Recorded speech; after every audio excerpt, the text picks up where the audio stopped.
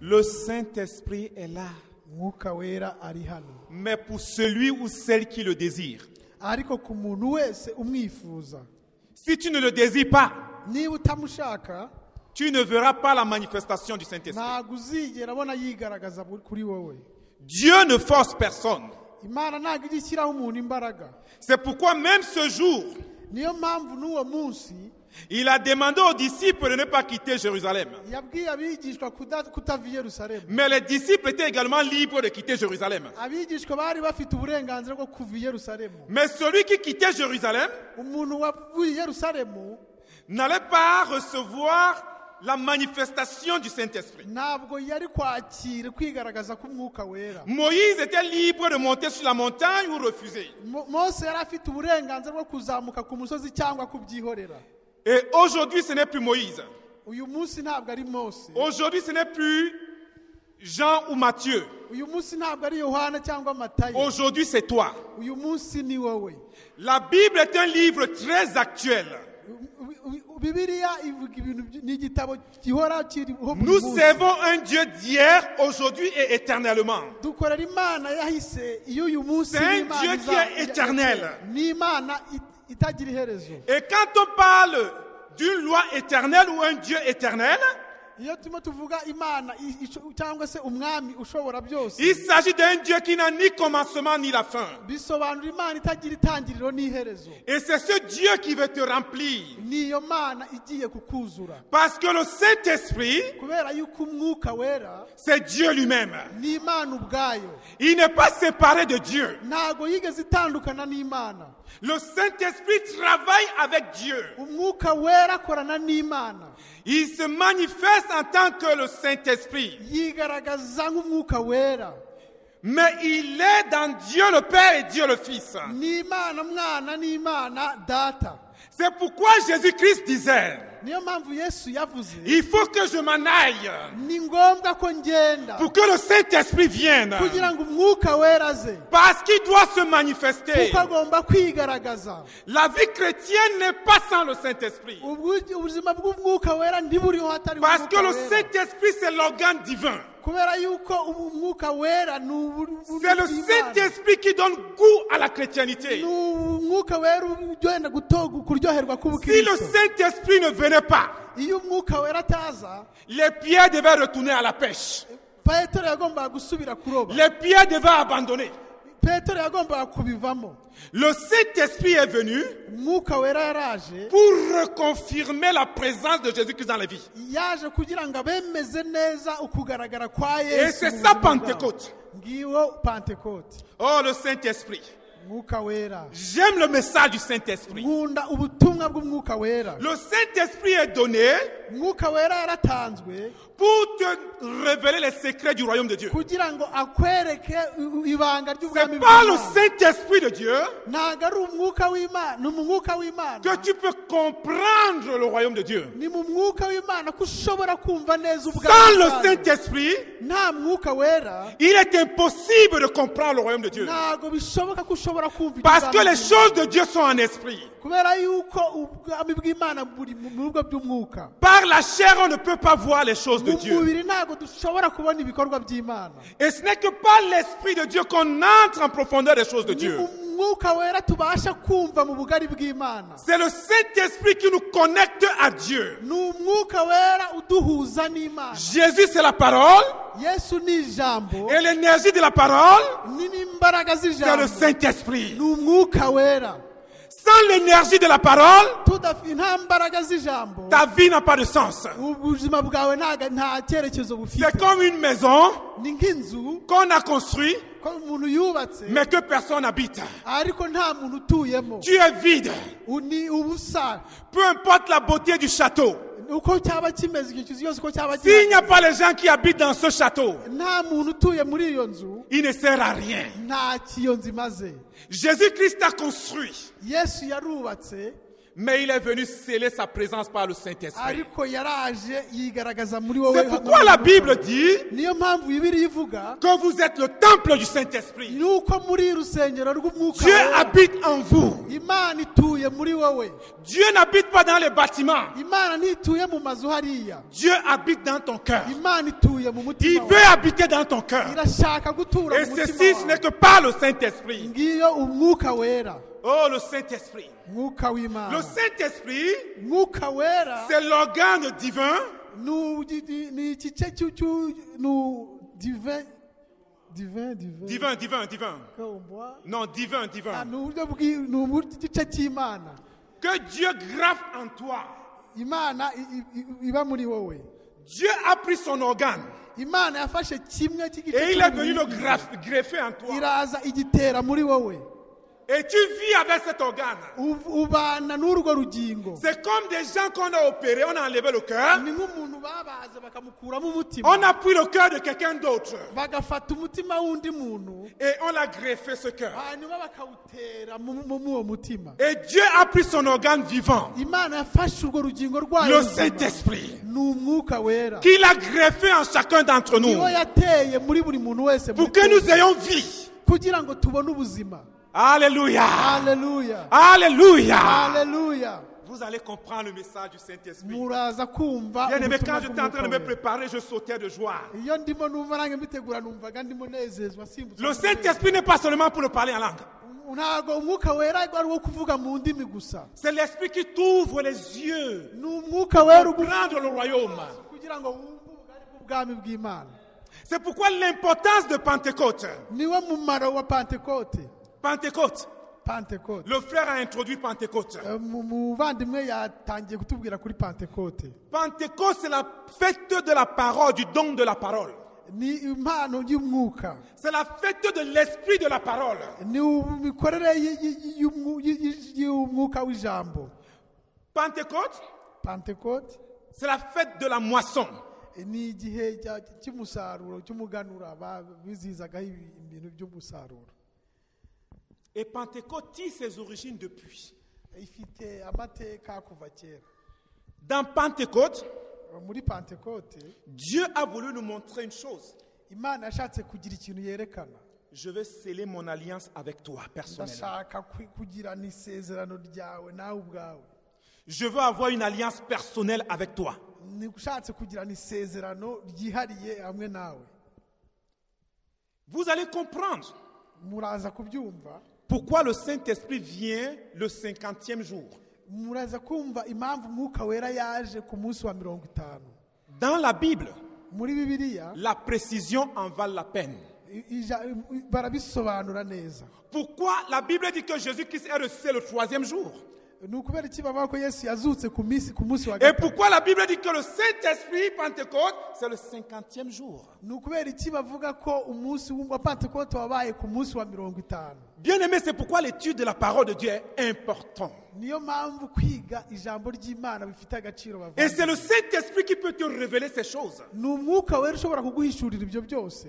Je vais d'abord te dire une chose. Ndashaka kubwira ikintu kimwe mbere S'il n'y a byose. pas Pâques, Iyo hatabaho Pasika il n'y a pas Pentecôte. nta Pentekote yabaho. Pentecôte est déterminé en fonction de Pâques. Pentekote yabayeho biturutse kuko habanje kubaho Pasika. Parce que pour avoir Pentecôte, Kubera ko kugira ngo ubone Pentekote il faut commencer à compter à partir du jour de Pâques. ni ukutangira kuhara ni iki Yesu yakoze muri Pasika. J'ai parlé ici de la puissance de la résurrection. Nigeze kuvuga ku mbaraga z'umuzuko. Est-ce que Jésus est d'abord ressuscité dans ta vie? Ariko se nibura Yesu yazukiye mu buzima bwawe. Parce que si Jésus n'est pas ressuscité dans ta vie, Ariko niba Yesu atarazukira mu si buzima Jésus n'est bwawe, pas encore Seigneur dans ta vie, niba Yesu ataraba umwami w'ubuzima bwawe, le Saint-Esprit ne peut pas se manifester. umwuka wera ntago azigera yigaragaza. Tu dois d'abord passer à la préparation. Ugomba gusubira inyuma ukajya kwitegura. Amen. Amen. Donne ton cœur d'abord à Jésus. Tanga umutima wawe imbere ya byose Yesu. Pour que Jésus te donne un nouveau cœur. Kugira ngo Yesu aguhe umutima mushya. Le cœur qui va recevoir le Saint-Esprit. Umutima uzakira umwuka wera. Dans Ecclésias Mu mubwiriza ou dans Ézéchiel, no muri Ézéchiel. Ezekiel, Dans Ézéchiel 33, 33 la Bible dit, je leur donnerai un nouveau cœur. yaravuze ngo nzabaha umutima mushya. Et si tu n'as pas reçu le nouveau cœur, Niba utarigeze wakira umutima mushya, le Saint-Esprit ne peut pas venir habiter. umwuka wera ntago azaza ngo aguturemo. Désire d'abord le nouveau cœur. Shaka mbere ya byose umutima C'est mushya. après le nouveau cœur Naho ngaho mu mutima mushya que le Saint-Esprit se manifeste. umwuka wera azaza akigaragarizamo. C'est très important. Ni ikintu cy'ingenzi. Je peux appeler le Saint-Esprit, la manifestation du Saint-Esprit, Nshobora guhamagara kwigaragaza k'umwuka mais faisons wera, attention. ariko ugomba kwitonda. Parce que si je n'ai pas le nouveau cœur, Niba ntafite umutima mushya, c'est un autre esprit qui va venir se manifester. hazaza undi mwuka uzaza wigaragaze. Le Saint-Esprit Umwuka wera ne se manifeste que là où il y a la parole de Dieu. ntabwo yigaragariza gusa ahantu hari ijambo Le ry'Imana. cœur qui n'a pas la parole de Dieu, le Saint-Esprit ne se manifeste pas. Ahantu hatarimo ijambo ry'Imana umwuka wera ntabwo ajya Le ajyamo. cœur qui n'aime pas la parole de Dieu, le Saint-Esprit ne se manifeste Umutima pas. udafite ijambo ry'Imana umwuka wera ntibakorana.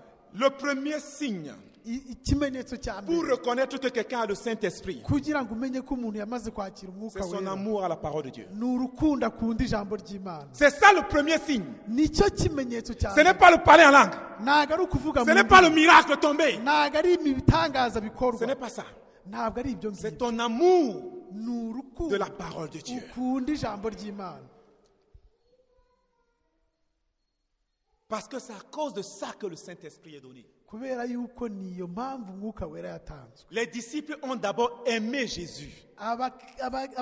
Abigishwa babanje Ils ont gukunda accepté mbere na mbere. suivre Jésus. Bemeye gukurikira Yesu. Jésus était le maître. Yesu yari umwigisha. Eux, ils étaient les stagiaires. Nabo bari abigishwa biwe.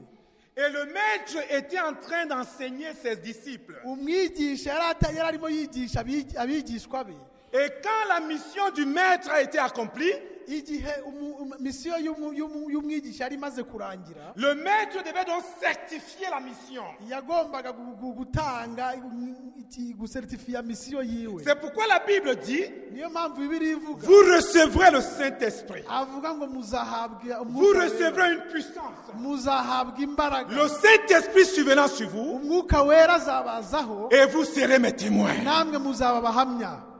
Mais sans l'amour de la parole, tu ne peux pas être témoin. Ariko nta udakunze ijambo ntabwo uzigera uba umuhamya. Dans le Saint-Esprit Mu mwuka wera est là pour accomplir une mission dans ta vie. uri hano kugira ngo ugire ibyo wuzuza mu misiyo mu C'est buzima ça le bwawe. rôle du Saint-Esprit. Ni yo ko kamaro Pour k'umwuka wera. accomplir une mission dans ta vie. Kugira ngo ugire misiyo wuzuza mu buzima bwawe. Je vous invite à lire Lévitique 23. Ndabahamagarira kusoma On n'a pas trop le temps. Lévitique 23, Abalewi 23 versets 15 à 22.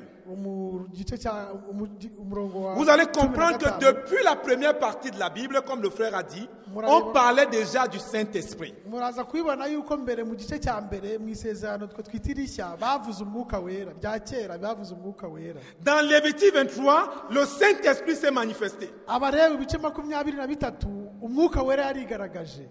Pourquoi? Kubera iki? Quand nous rentrons dans l'étude de la première partie de la Bible, Iyo turimo twiga igice cya mbere cya Bibiliya, avant la Pâque, mbere ya Pasika, avant que le peuple sorte de l'Égypte, mbere yuko abantu b'Imana bava mu Misiri, Dieu appelle Moïse. Imana ihamagara Moyise. Et à cette époque, il y avait beaucoup des Israélites qui ne connaissaient plus Dieu. Muri icyo gihe hari Abayisiraheli benshi batari bazi Imana. Ils ne connaissaient plus Dieu. Ntabwo bari bazi Imana namba. Mais Dieu, dans son amour, Ariko Imana mu rukundo choisit Moïse, yahisemo Mose, remplit Moïse iramwuzuza, et envoie Moïse en mission. iramwohereza mu butumwa. La première mission de Moïse Ubutumwa bwa mbere bwa Mose était de libérer le peuple. kwari ukubohora abantu. Mais ça ne devait pas s'arrêter là.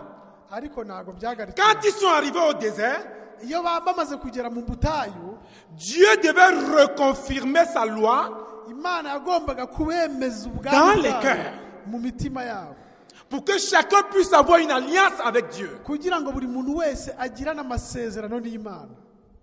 Et c'est pareil avec Jésus. Ni n'ibyo ngibyo Yesu nawe yakoze. Jésus t'a sauvé Yesu yarakubohoye, aragukiza pour un but. kubera intego. Il t'a sauvé Yaragukijije pour que ce que le premier Adam a perdu, kubera yuko icyo twatakaje kubera Adamu wa qui mbere, vient te le restaurer. yongere ikivugurure Par la présence de Dieu en toi. kugira ngo habe mu Mana muri wowe, Parce que le Saint-Esprit, c'est la présence de Dieu en nous. kubera yuko umwuka wera ni ukugaragara k'ubumana muri twebwe. Adam, dans le jardin d'Éden, Adamu ubwo yari ari muri Edeni, il avait perdu la présence de Dieu en lui. yatakaje ubumana muri we. Jésus est venu, Yesu yaraje, il t'a sauvé, yaragukijije, mais maintenant il a scellé le Saint-Esprit en toi. ariko yashyize umwuka wera muri wowe Pour que la présence de Dieu reste en toi. kugira ngo ubumana bugaragare muri wowe. Bien-aimé, Bavandimwe, une chose que tu dois comprendre. ikintu ugomba kumenya, Aucun homme ne peut te donner le Saint-Esprit. nta muntu ushobora kuguha umwuka wera. Ce n'est pas les hommes qui donnent le Saint-Esprit. Ntabwo ari abantu batanga umwuka wera, C'est Dieu lui-même qui te remplit. ni Imana yo ikuzuza ubwayo. Et Dieu veut te remplir. Imana ariko irashaka kukuzuza, Mais il regarde le cœur. ariko ireba mu mitima yacu. C'est pourquoi Jésus dit Niyo mpamvu Yesu avuga que l'heure vient, ko igihe kigeze, et elle est déjà venue, yaraje, où les vrais adorateurs k'abantu bayisenga, adoreront le Père en esprit et en vérité. bayisengera mu kuri no mu mwuka. Les vrais adorateurs que le Père recherche, Abasenga by'ukuri Imana ishaka c'est ceux qui l'adorent en esprit et en vérité. ni abayisengera mu mwuka no mu kuri. Donc si tu n'es pas dans l'esprit, Niba utari mu mwuka, tu ne peux pas réellement adorer Dieu. ntabwo ushobora guhimbaza Imana. Jésus dit, Niyo mpamvu Yesu yavuze, ou la parole de Dieu dit, cyangwa ijambo ry'Imana ce rivuga, peuple me loue des lèvres, aba bantu bampimbarisha iminwa gusa, mais le cœur est éloigné de moi. ariko imitima yabo ikamba kure, Parce que le Saint-Esprit n'était pas là. kubera yuko umwuka w'Imana atabarimo. Quel est ton cas cet après-midi? Ni wowe uri mu kihe gice uyu Est-ce munsi? que le Saint-Esprit est dans ton cœur? Umwuka wera ari mu mutima wawe, Parce que c'est le Saint-Esprit kubera yuko ni umwuka wera qui nous amène à adorer Dieu, utujyana mu guhimbaza Imana, qui nous amène à louer Dieu. utujyana mu guhimbaza Imana. C'est pourquoi quand j'écoutais la chanson de mon frère, Niyo mpamvu ubwo numvaga indirimbo Le chant que Dieu a inspiré, indirimbo Imana yashyize muri we, tu ressens la présence de l'Esprit de Dieu. wumva ukuzura no kugaragara k'umwuka wera. Que ça ne vient pas de lui, Ntabwo bituruka muri we, ça vient de l'Esprit. bituruka mu mwuka wera. Parce que le rôle du Saint-Esprit, Kubera yuko umumaro w'umwuka c'est que wera nous soyons des témoins de Dieu. ni ukugira ngo uhamye ubumana. Le Saint-Esprit est venu Umwuka wera yaraje faire de toi le témoin de Dieu sur la kugira ngo terre. aguhindure umuhamya w'Imana. Jésus est parti, Yesu yaragiye, mais il nous a envoyé le Saint-Esprit. ariko yatwoherereje umwuka wera. C'est lui qui nous conduit dans la mission. Niwe utujyana mu butumwa. Oh bien-aimé, tu reçois une mission. Bakundwa, wabonye Tu as une niwe mission ufite. spéciale. Mukundwa, ufite ubutumwa budasanzwe. Donc, tu ne peux pas aller au loin Ntushobora kugera kure sans le Saint-Esprit. udafite umwuka wera. Tu ne peux pas aller au loin dans ta vie chrétienne sans le Saint-Esprit. Ntushobora kugera mu buzima bwawe bw'umukristo udafite umwuka wera. Tu ne peux pas être témoin de Jésus si le Saint-Esprit n'habite pas en toi. Ntushobora guhamya Kristo udafite umwuka wera muri wowe. C'est le Saint-Esprit qui doit t'envoyer en mission. Ni umwuka wera ukohereza mu Et je vais te ivugabutumwa. mettre en garde. Ndashaka De faire très attention. mukore attention. Si tu n'as pas le Saint-Esprit, Niba udafite umwuka wera, ne te lève pas pour aller parler. ntuzigere uhaguruka ugiye kuvuga. Parce que nous connaissons l'histoire des fils de Sépha. Kubera ko tuzi amakuru y'abahungu ba Sefa, Les démons les ont dit. abadayimoni barababwiye, On connaît le Jésus que Paul prêche. tuzi Yesu umuvuga. Mais vous qui êtes-vous? Mwebwe muri bande? Bien-aimé, Bakundwa, le diable, Satani il n'a que peur de l'Esprit de Dieu qui habite en toi. afite ubwoba bw'umwuka wera uri muri wowe. Et si l'Esprit de Dieu habite en toi, Iyo umwuka wera ari muri wowe, rien ne peut te faire. nta kintu na kimwe Satani yagukora. Tu peux aller partout dans le monde entier. Ushobora kugenda hose ku isi, Tu peux proclamer la parole de Dieu ukavuga ubwami bw'Imana avec ijambo ry'Imana. efficacité. Ukavuga mu buryo bwuzuye buhagije. C'est pourquoi je n'ai peur de rien. Niyo mpamvu nafite ubwoba, ntashobora gutinya icyo ari cyo cyose. Même ceux qui s'égarent, N'abandi bashobora homme, n'abanyamahanga, femme, c'est pas grave. Mais ma Bible est contre ça. Tu prêches l'évangile. uko baba bimeze kose ugomba kuvuga ubutumwa bwiza, Tu témoignes le nom de Jésus. ukavuga izina rya Parce que Yesu. Romains chapitre 1 est contre cela. Kubera yuko abaroma igice cya mbere Les gens qui ont le Saint-Esprit, Ils sont remplis du courage. bavuga ko umuntu ufite umwuka wera aba yuzuye imbaraga. La Bible dit, Bibiliya iratubwira nous n'avons pas reçu un esprit de peur. ntabwo twakiriye umwuka w'ubwoba. Personne ne doit t'intimider. nta muntu uzagutera ubwoba. Personne ne doit te faire peur. nta muntu uzagutera ubwoba. Si le Saint-Esprit vient en toi, niba umwuka w'Imana aba muri wowe, lève-toi, il va témoigner. haguruka ugende uvuge Yesu. Un chrétien qui est rempli du Saint-Esprit umukristo wuzuye umwuka wera ne veut que inviter les gens à connaître Dieu. aba ashaka buri munsi guhamagara abantu kumenya Imana. Tu es le miroir de Dieu sur la terre. uri ikirori, uri Imana. Si le Saint-Esprit habite en toi, abantu bibonamo Imana. tu deviens le miroir de Dieu sur la terre. iyo umwuka w'Imana atuye muri wowe, abantu bose babonamo Au Imana travers de muri toi, wowe. muri wowe le monde entier peut connaître les plans de Dieu. abantu bashobora kumenya umugambi w'Imana. Et c'est pourquoi quand tu reçois le Saint-Esprit, niyo mpamvu iyo umaze kwakira umwuka wera, il se manifeste par le fruit de l'Esprit. arigaragaza ugatangira kugira imbuto z'umwuka. Dans Galates 22, Abagalatiya ibice bibiri.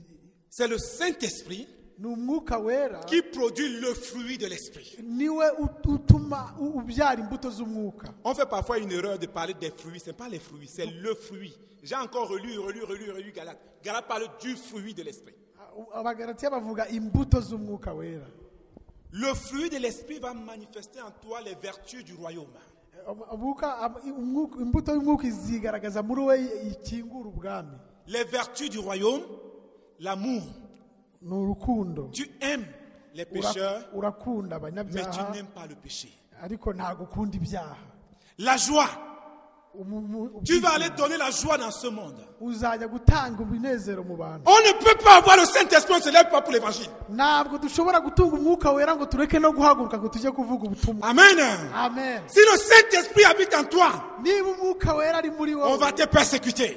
Et la bazakurenganya. Bible dit Bibiliya iravuga que ceux qui veulent vivre pieusement seront persécutés. abantu bose babaho gutyo ngo Si tu bazarenganya. veux vivre comme le Saint-Esprit te demande, niba ubaho uko umwuka wera agusaba, tu vas être persécuté, frère. ni ukuri uzarenganywa. Les gens ne vont pas comprendre comment Félix il organise le culte comme ça. ntabwo abantu bazumva uburyo Felix ayorganiza amateraniro nk'aya. Parce que les églises aujourd'hui, kubera ko amateraniro y'iyi nous sommes camponnés dans les traditions. bagumye gusa mu bintu bya Et on tradition. ne donne plus la place au Saint-Esprit d'agir. ntabwo batanga umwanya ngo umwuka wera akore.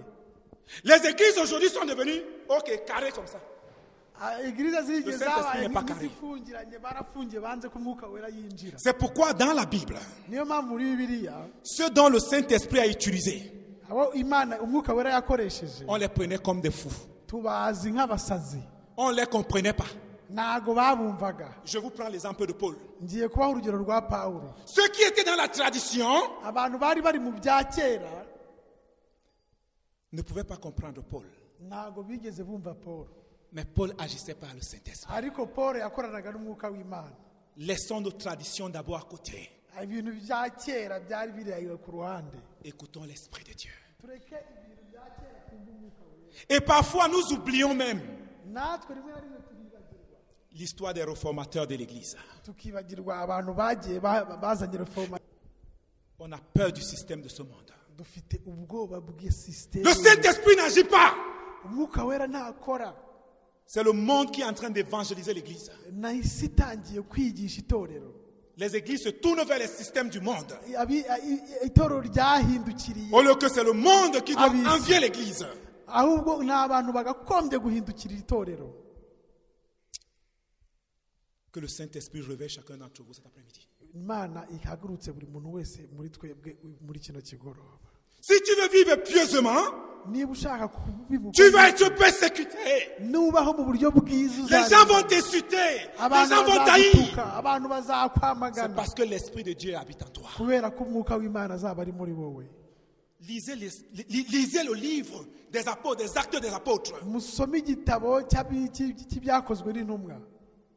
Pourquoi on a jeté Paul et Silas en prison? kubera iki bajugunye Paul na Silas muri Et gereza. qu'est-ce que le maître Jésus lui-même il a dit? ni ibiki Yesu ubwe nk'umwigisha Si on mukuru a fait yavuze. ça à votre maître, combien de fois on vous fera ça? aravuze ngo niba barabikoreye umukuru wanyu, mwebwe muvaze bakora inshuro zingana iki. Aujourd'hui, uyu munsi on dit qu'on a le Saint-Esprit. tuvuga ko dufite On umwuka se wera, couche sur nos oreillers. turagenda tukaryama ku misego yacu, On se couche sur nos belles plats de nourriture. tukagenda tukaryama n'ibyo On se couche sur nos comptes en banque.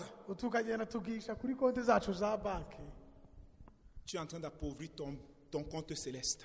urimo urariko uko ukuma gutinda niko ugenda ukenesha konti yawe yo mu ijuru.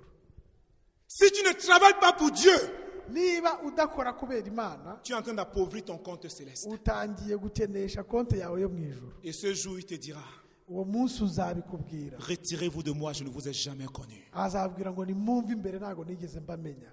Après le jour de la Pentecôte, nyuma y'iminsi wa Pentekote, les gens pouvaient entendre l'évangile, le message. abantu bashoboye kumva ubutumwa bwiza. Et aujourd'hui, on n'a plus Pentecôte. Oh, c'est une simple fête. Qui vous a dit ça? uyu munsi twafashe Pentekote nk'umunsi mukuru woroheje. Qui a dit ça? ninde wabibabwiye? Moïse est venu dire au peuple, lisez le livre d'Exode, lisez Lévitique, vous allez comprendre ce que c'est que Pentecôte. Mose yaraje abwira abantu musome kuva n'abarebi muraza. Pentecôte est très saint. Ça parle de la sainteté. Pentekote yabaga nyuma wari umunsi wo kwera w'ubutagatifu. C'est pourquoi la Bible dit n'attristez point le Saint-Esprit. niyo mpamvu bavuga ngo nimugatu. Le Saint-Esprit est très très saint. umwuka wera arera. Et nous l'attristons dans nos cœurs. Nous attristons le Saint-Esprit. dutera agahinda umwuka wera. Je viens à l'église, je tire mes pieds. C'est comme si je n'avais même pas besoin de venir. nza muntu uze mu rusengero nseta ibirenge nk'uko nari nkerewe no kuza. On te demande, parle de l'évangile. Tu ne veux pas. Hein? J'ai honte, j'ai peur. barakubwira ngo igisha ntago Ça, mbishaka. c'est pas le message de la Pentecôte. Je suis désolé. ntabwo muri message ya Pentekote harimo kugira ubwoba. La Bible dit, nous avons le message, nous avons, dans Actes chapitre 2, lisez Actes chapitre 2. musome ibyakozwe n'intumwa ibice bibiri. Le jour de la Pentecôte, qu'est-ce qui s'est passé? ni iki cyabaye? Les gens les entendaient parler en leur langue. abantu batangiye kumva baririmba bavuga mu ndimi zabo. Quand tu vas sortir d'ici, nujya gusohoka hano prends la décision ufata icyemezo que prochaine Pentecôte, ko kuri Pentekote y'ubutaha tu vas remplir le royaume de Dieu. uzaba waramaze kuzuza ubwami bw'Imana. Tu vas remplir le royaume de Dieu. uzaba waramaze kuzuza ubwami bw'Imana. Je suis désolé pour ces chrétiens qui sont des spectateurs. mumbabarire ku bw'abantu b'abakristo babaho no mu buryo bwo kwishimisha gusa. Un chrétien n'est pas un spectateur. umukristo ntabwo agomba kubaho Tu es nk'umuspectateur un acteur du royaume de Dieu dans ce monde. umuntu ukorera ubwami bw'Imana. Parce que le Saint-Esprit habite en toi. kubera ko umwuka w'Imana atuye muri wowe. Le frère a compris le message de Pentecôte. umuvandimwe yumvise ubutumwa Il dit, bwa vous serez Pentekote. mes témoins. yarabyujuje avuga ngo muzaba abahamya. C'est pourquoi je ne pouvais pas écouter le chant et ne pas le publier. niyo mpamvu ushobora kumva indirimbo ntunayitangaze. Pour que les chrétiens écoutent que nous sommes les témoins de Dieu. kugira ngo abakristo babyumve neza ko turi abahamya b'Imana. Tu dois prêcher l'évangile. ugomba kwigisha ijambo Si tu ne ry'Imana. prêches pas l'évangile, tu n'as pas le Saint-Esprit. nutigisha ijambo ry'Imana nta mwuka wera ugira. Celui qui a le Saint-Esprit se lève pour Dieu. uyu muntu wese ufite umwuka wera ahaguruka À ku quoi bw'Imana. sert-il à un homme de gagner tout le monde entier et de perdre son âme? ni iki gishobora kumarira umuntu kuganya abantu benshi n'imitima yabo ariko atayikijije ku Mana? Beaucoup seront surpris de perdre leur âme. abantu benshi bakunda kugenda bacisha bugufi ku Parce qu'ils ont étouffé le Saint-Esprit. kubera ko bamaze kumira Le Saint-Esprit te dit, lève. mwuka wera arakubwira ngo Dans haguruka. Ésaïe chapitre 6, la Bible dit, qui enverrai-je? mu Yesaya ibice bitandatu aravuga ngo ninde Qui twohereza? enverrai-je? ninde dutuma? Qui parlera pour nous? ninde uzavuga ku bwacu? Tu peux dire comme Ésaïe, me voici, envoie-moi. ariko ushobora kuvuga ngo ndahari nyohereza. C'est parce que les apôtres ni ukubera ko abigishwa ont dit à Jésus, babwiye Yesu envoie-nous. twohereze. C'est pourquoi Dieu pouvait se manifester au travers d'eux. niyo mpamvu Imana yigaragaje muri bo. Si tu n'es pas prêt à être envoyé par Dieu, niba utiteguye koherezwa n'Imana il ne va pas se manifester en toi. ntago nayo izigaragaza mu buzima bwawe. Je ne veux pas le Saint-Esprit pour moi-même. ntago nshaka umwuka wera ko ngiye ku bwanjye. Toi, tu ne vis plus. we ntushobora kubaho. Ta vie n'a pas de sens. ubuzima bwawe nta Qui vit en toi? ninde uba muri wowe? C'est Jésus-Christ au moyen du ni Saint-Esprit. Yesu Kristo n'umwuka wera. C'est pourquoi Paul pouvait dire, niyo mpamvu Pawulo yavuze Christ est ma vie. Yesu ni ubuzima bwanjye. Mourir m'est un gain. ubuzima iteka ryose. Quand le Saint-Esprit habite en toi, iyo umwuka wera atuye muri wowe mourir est un gain. ushobora Tu kubipfira n'as plus peur de la mort. ntabwo ufite ubwoba bwo gupfa. Je suis prêt un jour à être jeté en prison pour l'évangile. ubu uniteguye nanjye uyu munsi niteguye kujugunywa muri prison. Psychologiquement, je suis déjà prêt njyewe mu mutwe nditeguye kugira ngo mbe nafungirwa à ubutumwa être bwiza, jeté dehors. kugira ngo nanajugunywe hanze. Je prie juste le Saint-Esprit de me donner la sagesse. ndimo ndasenga kugira ngo umwuka wera mu bwenge, Parce qu'il te donne la sagesse et l'esprit de sagesse. kubera yuko umwuka wera guha umwuka w'ubwenge. Et tant que ton heure n'est pas encore arrivée, personne ne peut te faire quelque chose. niyo mwuka wera igihe cyawe kitaragera nta muntu ushobora kugira ikindi Que je sois en agukorera. France, que je sois en Afrique, je suis chez Dieu. La terre entière appartient à Dieu. naba mu Bufaransa naba muri Afurika ndi kwa Tu ne dois Mana. avoir peur de personne. ahantu hose hari n'ah'Imana nta muntu uzakurwanya. Si le Saint-Esprit te pousse à parler, il faut parler. niba umwuka wera Même si c'est ton directeur. agusunikira kuvuga vuga. N'aie pas peur qu'il va te chasser du travail. wigira ubwoba ko bazakwirukana mu Et kazi. s'il te chasse du travail, Dieu va te donner un beau travail. niba kwirukana mu kazi Imana izaguha kandi keza. Prêche l'évangile. yigisha ijambo L'or et l'argent appartiennent à Dieu. amafaranga yose Le monde est en train de prêcher son évangile. Le monde prêche son évangile. abantu banze kuvuga ubu. Satan est en train de gagner du terrain. satani atangiye gufata isi, Mais les chrétiens dorment. ariko abakristo Et la barasenga. Bible dit, Bibiliya iravuga, réveille-toi toi qui dors parmi les morts. aravuga ngo wowe usinziriye Réveille-toi toi qui kanguka, dors. ubyuke. wowe usinziriye kanguka, Réveille-toi, tu dors wowe usinziriye kanguka, parmi les morts. wowe usinziriye mu bapfuye. Jésus revient bientôt. Yesu araza vuba, Jésus revient bientôt. Yesu araza vuba. Nous vivons le temps de la fin. turi mu gihe cy'imperuka, Nous vivons le temps de la fin. turi mu gihe cy'imperuka. Bientôt, la 7e trompette. mu minsi mike impanda ya karindwi. Prépare-toi à la rencontre de ton Dieu. mutangire witegure wowe n'umutima wawe. Pourquoi tu vis? kubera icyo ubayeho, Pourquoi tu es sur la terre? kubera icyo uri ku isi. Jésus avec une mission. Yesu arafite Il dit, Père, je t'ai glorifié sur la terre. avuze ngo Yesu data ndagushimira hano ku isi. Est-ce que tu peux dire avec conviction que tu es en train de glorifier Dieu? ese ushobora kubivuga ubyatura ko nawe uha Imana icyubahiro? Pentecôte, c'est donner gloire à Dieu. Pentekote ni uguha C'est icyubahiro ça le Imana. message de Pentecôte. ngubwo ubutumwa bwa Pentekote. Une église qui a compris Pentecôte ne peut plus dormir. itorero ryamaze kumva Pentekote ntishobora Parce gusinzira, que Pentecôte, c'est la fête de la moisson, la fête du fruit. kubera yuko Pentekote bisobanuye umuganura, ukurangira kw'imbuto. Ce que nous voyons là, c'est le fruit d'un travail. icyo tureba hano ni imbuto zo gukora, C'est le fruit d'un travail. ni umusaruro wo Mon frère, tu gukora. es le fruit de ton père et de ta mère, non? Oui, oui. L'enfant, c'est le fruit umwana d'un couple, d'un mariage. ni imbuto iva muri couple ya mariage. Vous savez que le rassemblement d'ici là, nous sommes des enfants d'un murabizi couple. ko mwese abari hano turi abana babyawe n'umugore n'umugabo. Félix, si tu n'avais pas la vision avec madame, c'est que ça existe aujourd'hui? C'est que cette vision existe? C'est parce que vous avez eu la vision. Il y a un noyau, un groupe de personnes qui ont eu la vision. hari abantu babiri bagize ihishurirwa. C'est pourquoi ça a donné naissance à ça. niyo mpamvu byatumye habaho kuko abantu babana baroromuka muri ako Ne kazi. croisons plus les mains. nimuzi Chacun doit s'engager. buri muntu wese agomba kukwiyangaja.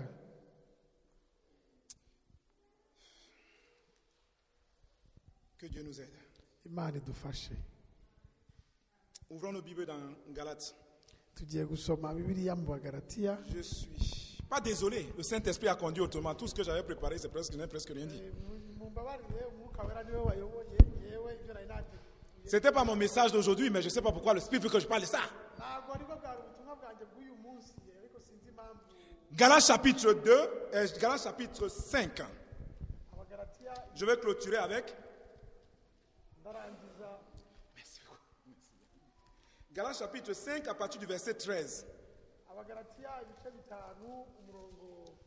Le frère va lire en langue maternelle. ndasoma mu Kinyarwanda. ibice bitanu umurongo wa Galates chapitre 5 à partir du verset 13 jusqu'au verset 22. Non, jusqu'au verset 26. 13 jusqu'à la fin. 13 haranditse ngo bene data mwahamagariwe umudendezo ariko umudendezo wanyu ntimukawugire urwitwazo rwo gukurikiza ibya kamere, ahubwo mukorane mu rukundo, kuko amategeko yose asohorera mu ijambo rimwe ngiri ngo ukunde mugenzi wawe nk'uko wikunda. Ariko rero nimushikurana mugacoshomerana mwirinde mutamarana. Ndavuga nti muyoborwe n'umwuka kuko aribwo mutazakora ibyo kamere irarikira, kuko kamere irarikira ibyo umwuka yanga, kandi umwuka yifuza ibyo kamere yanga, kuko ibyo bihabanye. Nicyo gituma ibyo mushaka gukora atari byo mukora. Ariko niba muyoborwa n'umwuka nimuba mugitwarwa n'amategeko. Dore imirimo ya kamere iragaragara, niyi: gusambana no kuroga no gukora ibiteye isoni n'iby'isoni nke, no gusenga ibishushanyo, no kuroga, no kwangana, no gutongana, ni ishyari, ni umujinya, ni amahane, no kwitandukanya, no kwirema ibice, no kugomanwa, no gusinda, n'ibiganiro bibi n'ibindi bisa bityo. Ndababwira hakiri kare nk'uko nababwiye kera, yuko abakora ibisa bityo batazaragwa ubwami bw'Imana. Ariko rero imbuto z'umwuka ni urukundo, ni ibyishimo, ni amahoro, no kwihangana, no kugira neza, n'ingeso nziza, no gukiranuka, no kugwa neza, no kwirinda. Ibimeze bityo nta mategeko abihana. Abakristo Yesu babambanye na kamere n'iruba n'irari ryayo. Mon frère, attends. Reprends encore le verset 24 là.